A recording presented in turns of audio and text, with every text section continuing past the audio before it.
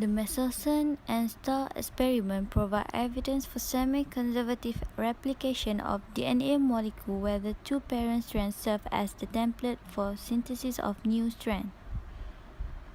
In this experiment, E. coli samples were grown for several generations on the medium of heavy isotope nitrogen N15. The DNA in this sample therefore contained heavy N15 nitrogen. The cells then transferred to new medium containing lighter isotope N14. At various times after the transfer, samples of the E. coli were collected.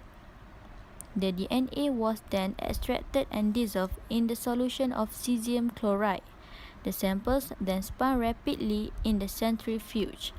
When the cesium chloride centrifuge at high speed, the concentration gradient is established in the two. The DNA molecule move in the gradient until they reach a place where the density equals of the cesium. DNA containing N14 move to its position in the gradient determined by its density.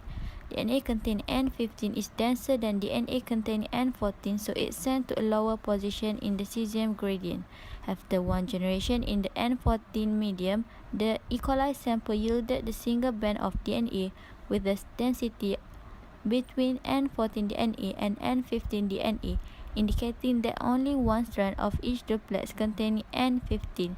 After two generations in N14 medium, two bands were obtained, one with the medium density and which one of the strands contained N15, and one with low density with neither contained N15. Matriculation and Star included the replication of DNA duplex, involved building new molecules, separating parent strands, and adding new nucleotides to form the complementary strand on each of these templates.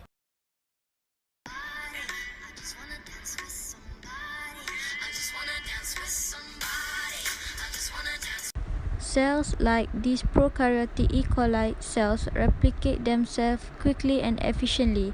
Part of the process of asexual reproduction is the ability of cells to make identical copies of their DNA before cell division occurs. Prokaryotic cells that reproduce by binary fission rely on the fast, accurate process of DNA replication to ensure future generations of cells will have the same genetic instruction as the parent cell. The structure of DNA aids in the speed and accuracy of replication. Double-stranded DNA is a polymer of two strands of nucleotides, which are hydrogen bonded to each other to form a double helix. Nucleotides are molecules that consist of a deoxyribose sugar, a phosphate, and one of four nitrogenous bases.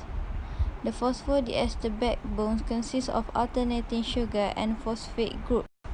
The nitrogenous bases include cytosine, thymine, adenine, and guanine. Cytosine forms 3 hydrogen bonds with guanine, and thymine forms 2 hydrogen bonds with adenine. This is referred to as complementary base pairing. The double helix will have one strand oriented in a 5' to 3' direction relative to the hydroxy group of a deoxyribose sugar, and the other strand oriented in a 3' to 5' direction. This shows the antiparallel nature of the DNA strands. The complementary base pairing in the structure of DNA allows replication to be executed in a semi-conservative manner. Each strand of the DNA molecule is used as a template in the creation of a new double strand.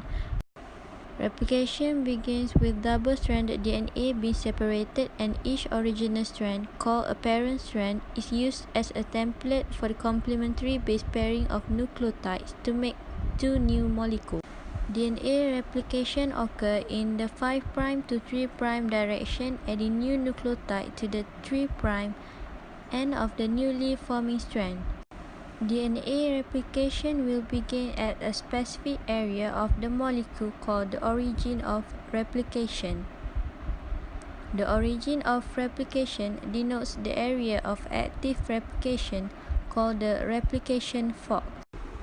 In order to understand how complex eukaryotic organisms replicate DNA, scientists first studied replication in prokaryotic models like E. coli. A number of enzymes are needed for replication to proceed once replication fork is established.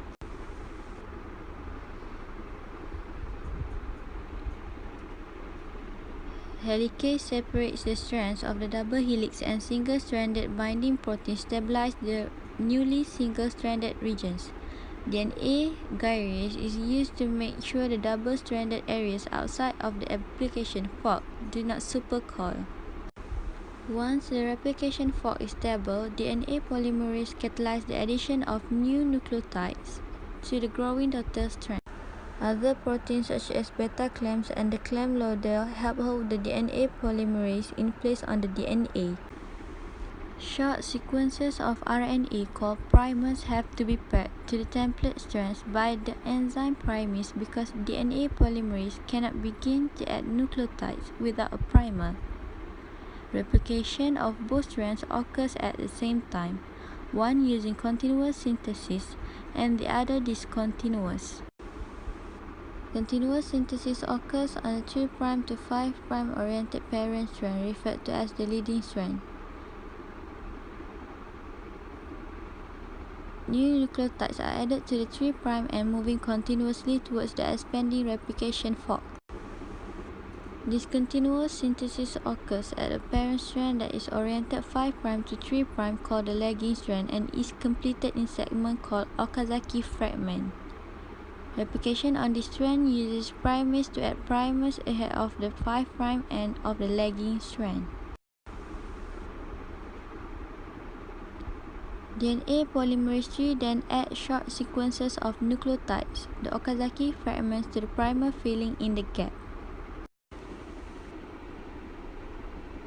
As the helix is opened further, this process repeats until the entire strand is replicated.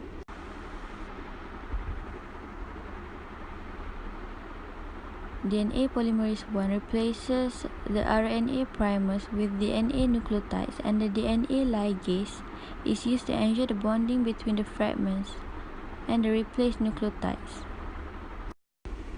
Once both the leading and lagging strands have completed their replication, two identical copies of DNA molecule result.